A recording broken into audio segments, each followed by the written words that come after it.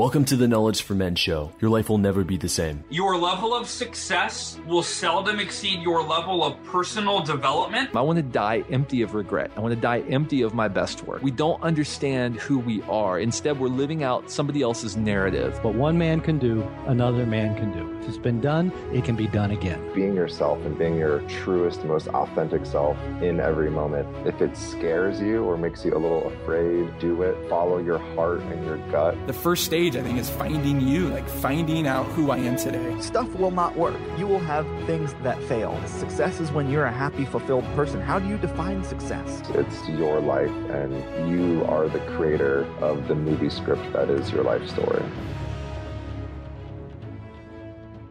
Hey guys, just wanted to offer you a free gift here as a part of being a listener of my show. If you go to kfmfree.com, you can get the top 30 books and top 30 success quotes that every man must live by. So obviously every show we talk about books and we talk about success quotes, and so I've compiled the best of the best out of the last 100 episodes into a short guide. So kfmfree.com, and it's all yours. All right, guys, welcome to the show. I'm here with Freddie Achom. He's an entrepreneur, investor, and the co-founder of the Rosemont Group Capital Partners. He was awarded by the London Evening Standard as one of London's most influential people in 2010. He's got quite the story here. I've been looking and doing some background. I'm really excited to have him here with us today. So, Freddie, happy to have you here on the show today. Thank you for having me.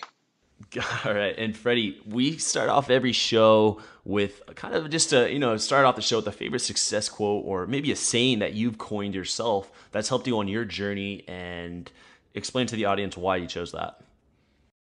There's several quotes I actually like, but I usually look for quotes that motivate me, and sometimes quotes come out just in situations, so that sometimes they're usually quite authentic, so I don't always remember them. But I do try and tweet them so that I don't forget them. But, I do like Winston Churchill quotes. One that I favor is success is not final, failure is not fatal. It is the courage to continue that counts. And I think, motivation is very important. And that's a very motivational sort of quote from Winston Churchill, because a lot of people are genuinely afraid of failure. They think failure is final, but it's not. Neither is success. There are many people that bounce up, go back down, and bounce up again, and sometimes they enjoy that journey. So, for me, failure is part of success. Has this been something that's kind of been a part of your journey, something that you've kind of gone through a lot of failures and struggles? I wouldn't say a lot of failures, but yeah, you go through a lot of struggles, because being an entrepreneur, you're trying to break boundaries all the time, and sometimes you choose the wrong boundaries to break, or the obstacles that you're trying to overcome are somewhat steep and require a bit more engineering. So there's different measures of failure, but definitely obstacles are very much part of being an entrepreneur. And you get addicted to new challenges, and which means new obstacles. So yeah, I do genuinely like to look at things I almost have no business being in.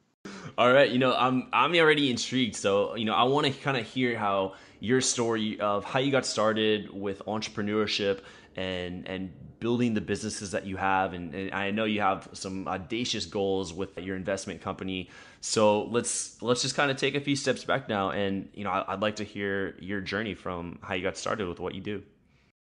As a young man, I left university because I felt it was holding me back, and I took a job working for a sales company, and then I moved on to working for that was like an office stationery company. Then I started working for a firm of surveyors. Then I moved into the financial sector, always in business development, which just means opening new doors for companies. And from there, I was headhunted a couple of times. I started to realize that I had a knack for, I guess, finding new business, communicating business services to other people. And after that, I started my own, what we called back then a small business development agency. And we ended up selling the company with a couple of partners. And I had all this money as a young man. And I was just sort of wondering what to do next. And is success a one-time thing? Can you replicate it? Which is a question a lot of entrepreneurs ask, and it's a goal that a lot of them chase, which is to replicate the success. And that's how I kind of got involved in entrepreneurship, by just trying to replicate success. And certain measures I've accomplished that, and it's just the drive to continually achieve more is what I now try and do. So quite a bit there. What was it that made you what was it that made you just want to drop out of college? And you said it wasn't working for me. What was that? Yeah, I'm from an African household. My parents are African, so my dad had these goals for his children. You're going to be a doctor, you're going to be a lawyer, you're going to be a sort of engineer, that sort of thing. I was sort of the designated doctor, so I was studying sort of medical science, and it wasn't really for me. I looked at people in sort of in their fifth or sixth year in the studies, and it just didn't seem to get any easier. They didn't seem to be having too much fun, and I just thought, well, I don't really want to be stuck doing something I don't love for the rest of my life. So I just decided to go and pursue other things. Was that a challenging thing for you to do in terms of like your family wanting you to become, it sounded like a doctor? Yeah, it created conflict. So yeah, it did cause some ripples in the family. But, I think at the end of the day, you're really focused on your own happiness. I think, to a point, we all have to focus on our own happiness and what's going to make us happy and what makes us tick. And for me, it was really the thrill of doing business, the thrill of meeting people, the thrill of networking, the thrill of trying to overcome new obstacles all the time. And that's what I enjoy now. Yeah. And can you talk to us about like how did you make your first million in your 20s? So like what happened here? Because this is it's a young age, you made your first million, I guess it's not, you dropped out, so this is a compelling story here. Yeah, I first of all started, like I said, a business development agency. What it was doing was helping small businesses find services that they required. So, companies would pay you a retainer to go out and look for certain and give them certain advice within their business. So what I would do is put consultants with the companies, management consultants with the companies, and I would charge a fee for that. And we would go out and source the companies all the time. I had a team of agents continually speaking to small businesses and linking them with even government agencies as well, because back in sort of 95, 96, there was a governmental drive to help small businesses and sustain the small businessmen. So there was a gap in the market to sort of consult these small companies and pair them up with the right advice, the right bank, the right loan facilities, the right accountants, the right business plan, et cetera, et cetera. So it was something I fell into. It's not something I really set out to do, but I did enjoy meeting, I guess, the local businessman who needed help, who had his ideas, who had his dreams set in a small business, and he just needed to consolidate it and to have it thriving and profitable. So what we did was to help them on that journey. Now, I understand what you're doing here, but this seems like, pretty advanced stuff here. It seems like at a young age, you've got a ton of responsibility on your shoulders, a lot of weight. Like, how did you learn how to do this? Were you just, did you have mentors in this space? Were you reading books like crazy? Because yeah, explain like how did you learn how to create a business like this at such a young age? Yeah, I had mentors. My partners were slightly more experienced than me because I was more the sort of, I guess I was back then, like I said, I was bringing in new business, so I was more the sweat of the business. So I was bringing in the new business. They were sort of putting together the back end of the business. And dealing with the more intricacies of the business. So my forte was really bringing the customers in, the business development. And then from there, the more intricacies of the business were handled by my partners. So I learnt on the job via having some very good partners who also acted as mentors, I guess. Yeah. It seems like, I've heard you say networking, quite a bit throughout this interview. And it's like, what role has networking played in your business when you were starting out and even till this day now? Networking is very important because it takes a while in business to realize that networking is really very much part of business expansion, scaling your business, even starting your business. Networking can go a long way. Raising capital is very important to a business, and if you have the right network, that, the anxiety of raising capital is reduced, to expand your business, to employ the key personnel, senior personnel. All these things can be done through networking, to take your business into new markets. Again, you need the right contacts to get that done. So it's, a lot of that is about having the right contacts in order to make the journey a lot smoother, and the personnel around you to be the correct personnel. When I say correct, I mean those with the right credentials, right knowledge. And generally, that's why I think networking is quite a big part of business now. There's so many forums and so many networking events that people almost have to go to now, because in order to expand a business or to even develop your business, you must know the right people. So networking is, for me, very much a key part of an entrepreneur's day-to-day.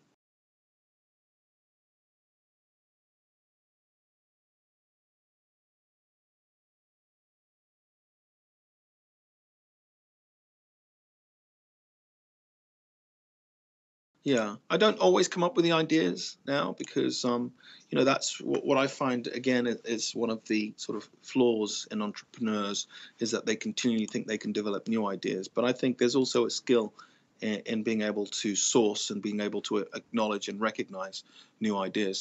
So I channel a lot of my energy into meeting young entrepreneurs with ideas and founders, and being able to weed through them and hopefully understanding which one I believe to have the legs, and can go the distance. And so I don't always come up with the ideas. Now I try and focus quite a lot on just developing and helping ideas along their way.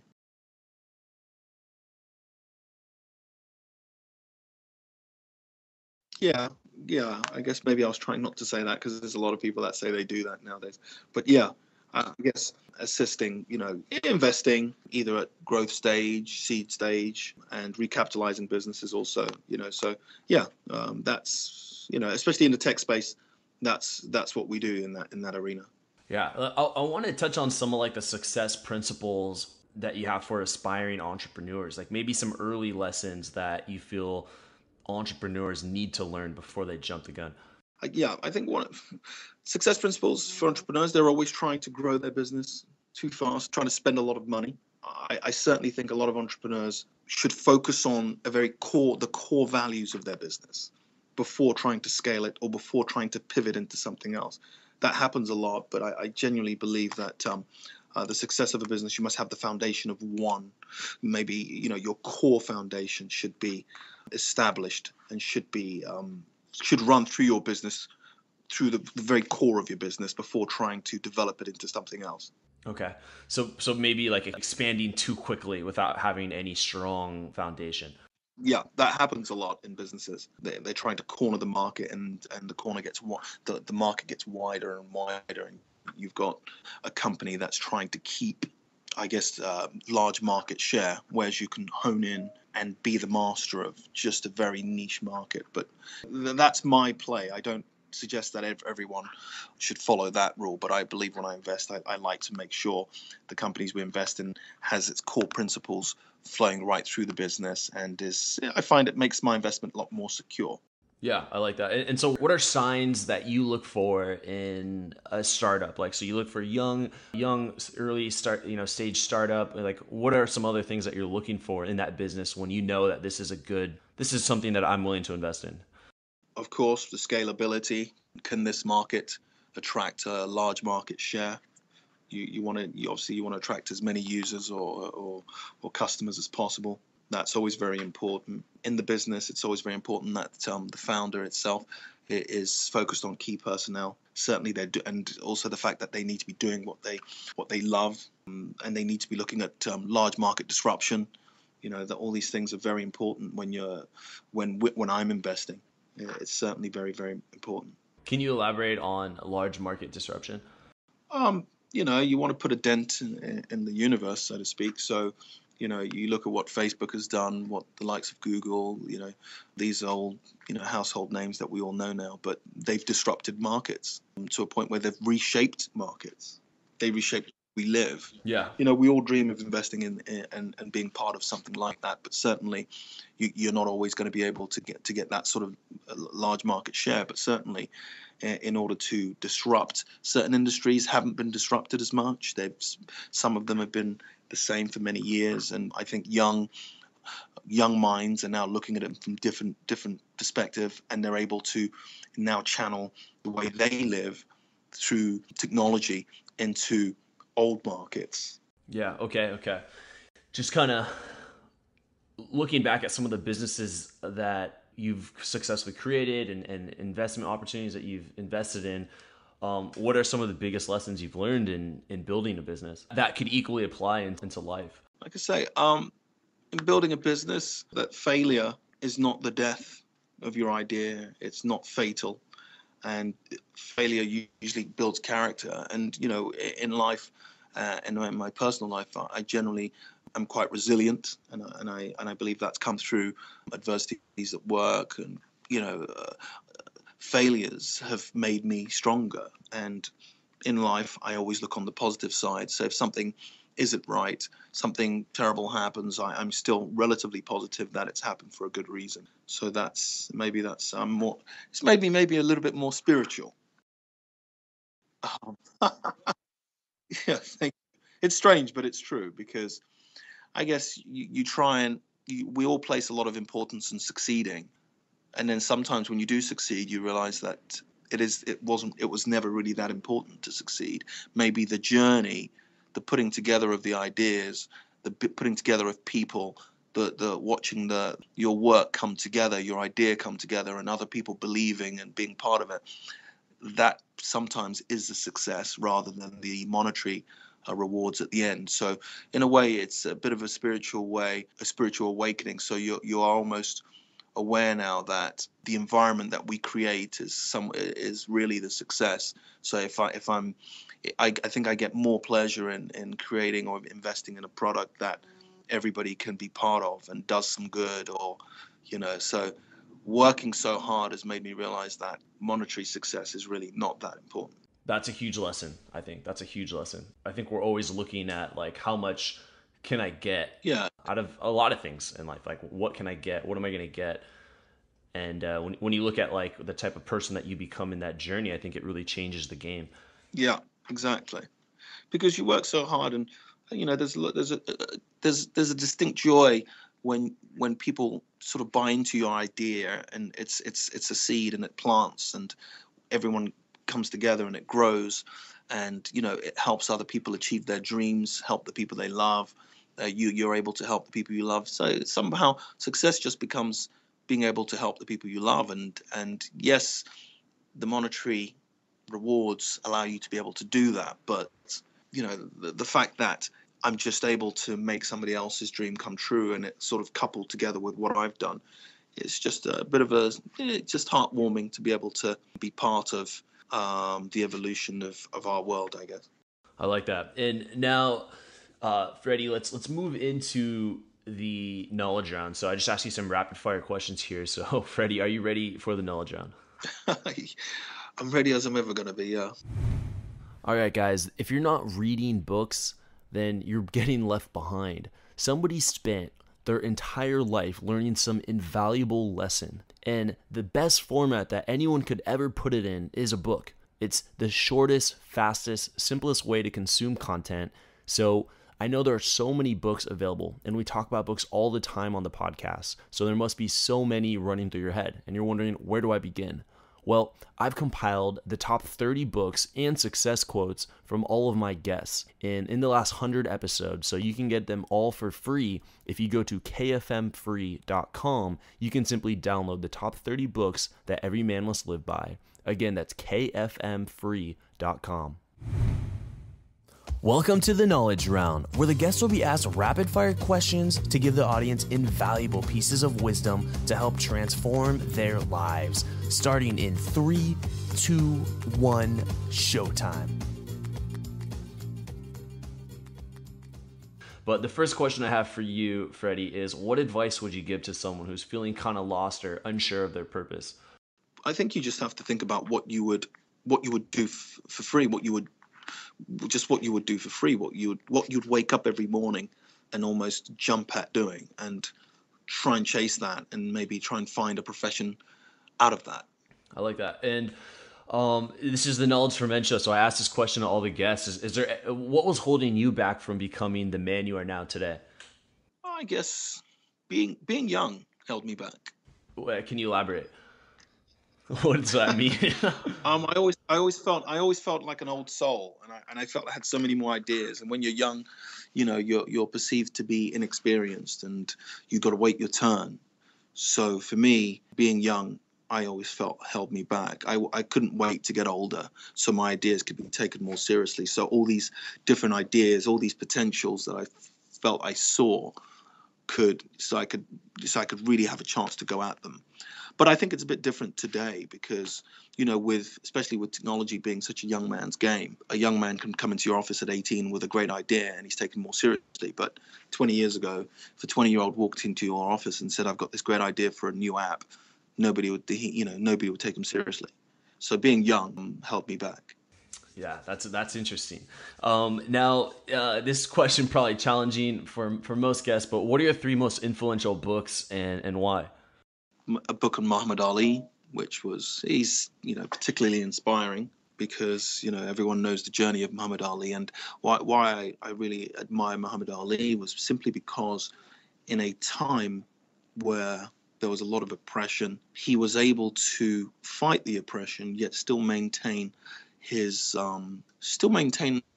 a love for everyone across the board. I felt he's a very special person, simply because in a time where a lot of people would have been angry, would have had every right to be angry, he was full of love, even for places and people he hadn't met.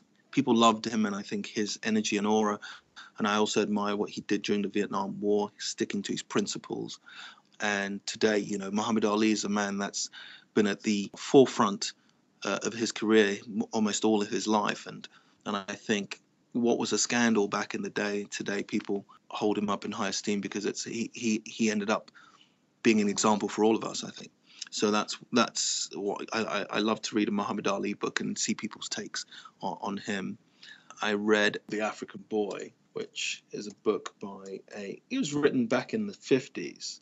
And it's just inspiring. It's about a young African growing up in a village and his journey into becoming a man and educating, and then moving to France because he was in one of the West African countries, and moving to France and then just becoming a success, and his take on 2 different worlds. It was just it's a very interesting book. I read it every couple of years just so I can have a perspective on my life.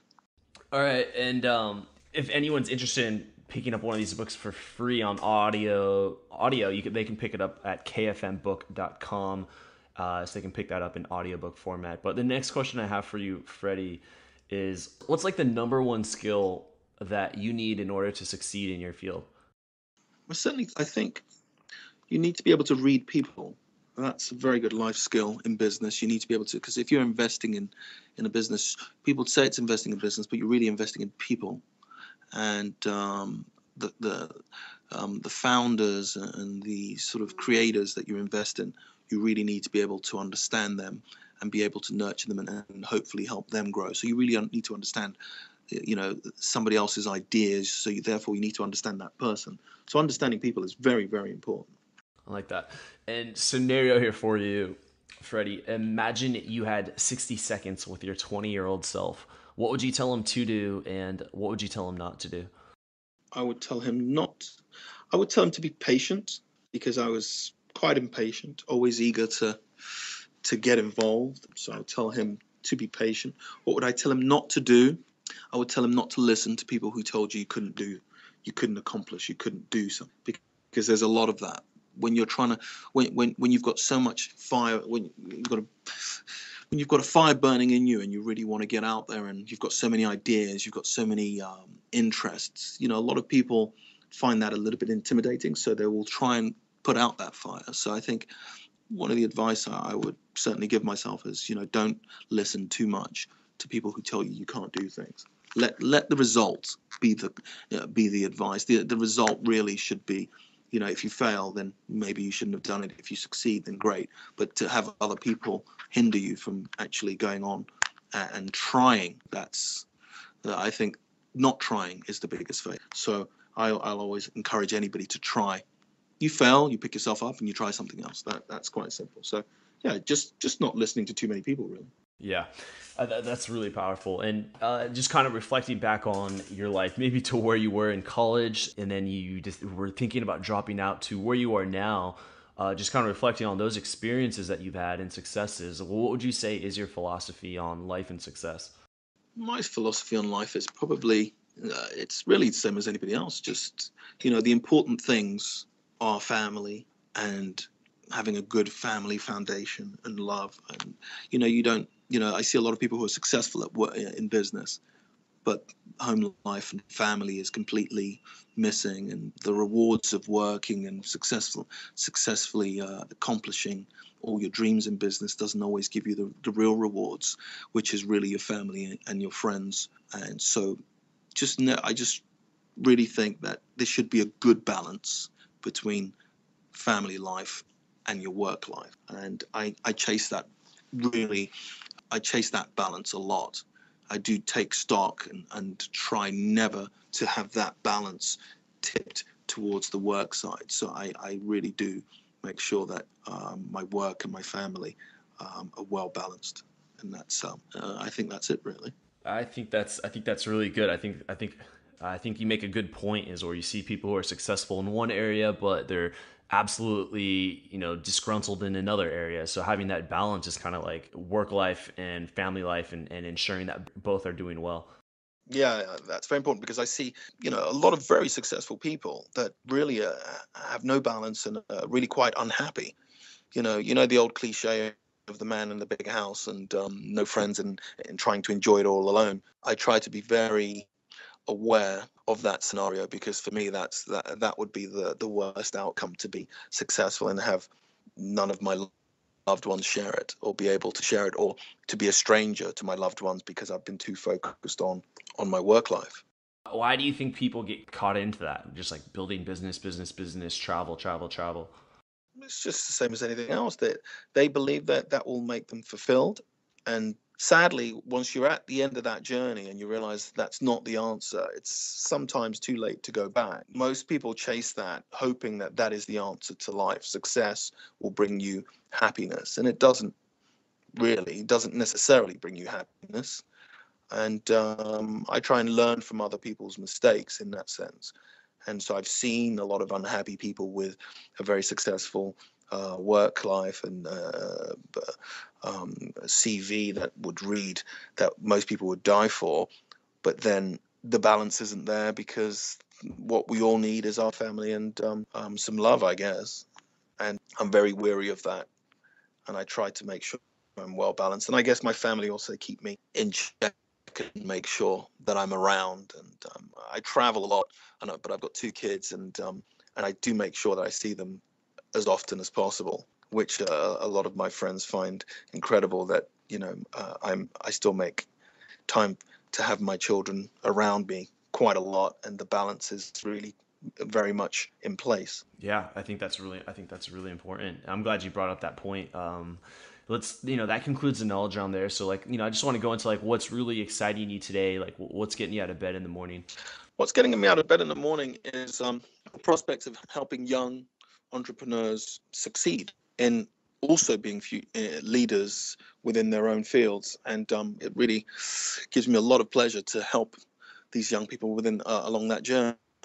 So that gets me out of bed at the moment.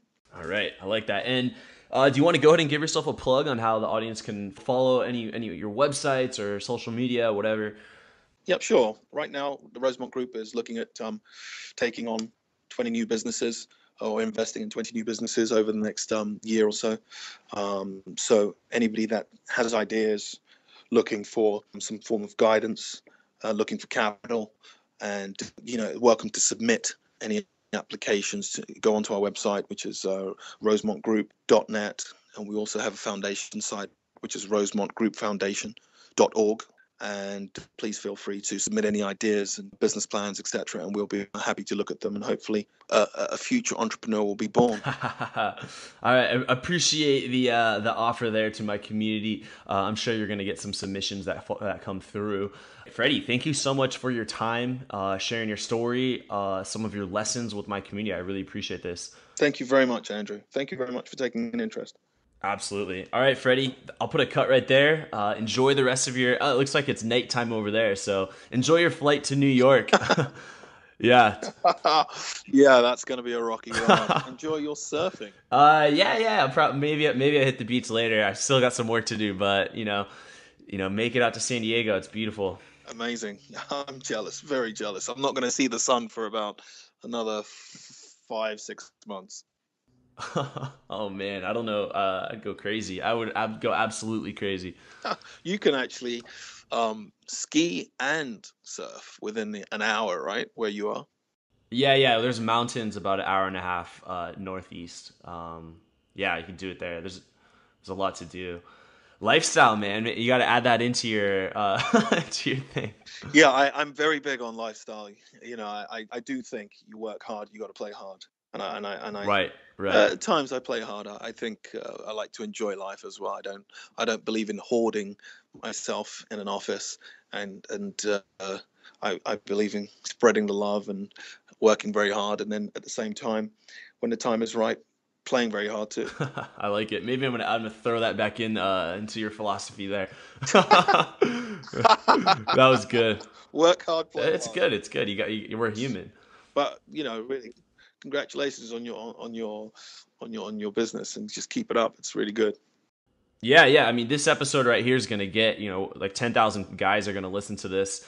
That's amazing. Within the first week or so. So, and this is a different kind of guy that listens to a show about personal development and entrepreneurship. So it's a quality type of listener. Yeah, I'm very much, Andrew, I'm very much about people breaking the rules. And when I say breaking the rules, not following what we're all taught, because, everyone knows the world is run by sort of 1%.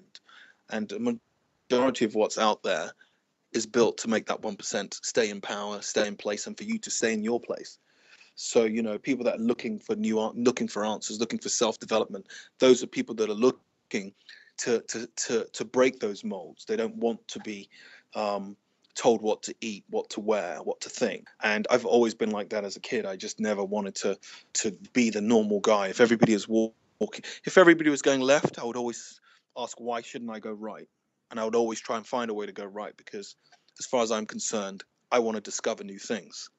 And I think if those that are listening to your show are looking for ways to break the mold and to find a new way of thinking, other people that inspire them, and because I think I love that's when you talk about networking, when you're in the environment of other people, especially those who are entrepreneurial, who have new ideas, who have a new way of thinking, it's really inspiring. And at the same time, young people, they're very much free-spirited. So I actually like talking to young people because they have a different way of seeing things. Although I say young people as if I'm old. I'm only 41, but I love talking to I love talking to a 25-year-old, 23-year-old who's just got a completely different way. His main thing is why? Why do I have to do this? Why? Why can't we do something else? Can't I do something else? Why can't I change that? Why can't this work that way? And those kind of questions are great. And they need to channel those questions into going out and finding a way of actually doing that a different way, doing something a different way. If you've got ideas of recreating the way something has been done, go out there and find a way to do it. And that's what we're all here for. I think we're all here to leave our mark. So don't believe anyone that tells you you're here to toe the line, because you're not. That was amazing. That was great. I'm throwing that back in. No worries. Yeah, that was good. I got another call coming up in about 10 minutes here. I got to prep for. Thank you so much. Thank you so much for your time. I'd love to stay in connection and see how things go and build a relationship moving forward. Definitely. All right, take care. Enjoy the night. Thank you for listening to the Knowledge for Men podcast. Hundreds of interviews and 1 million downloads later, we're continuing to build an international movement, and we've just started. So if you enjoyed this episode, go ahead and leave a review in iTunes. It really helps to grow the podcast. Guys, 2015 is the official year of living with purpose, where every day you do only the things that matter to you. You wake up, live with purpose, and take massive action towards the life you want. Check out kfmfree.com to get free tools I've created to help you crush life. Again, that's kfmfree.com. This is your host, Andrew Farabee, and I'll see you in the next episode.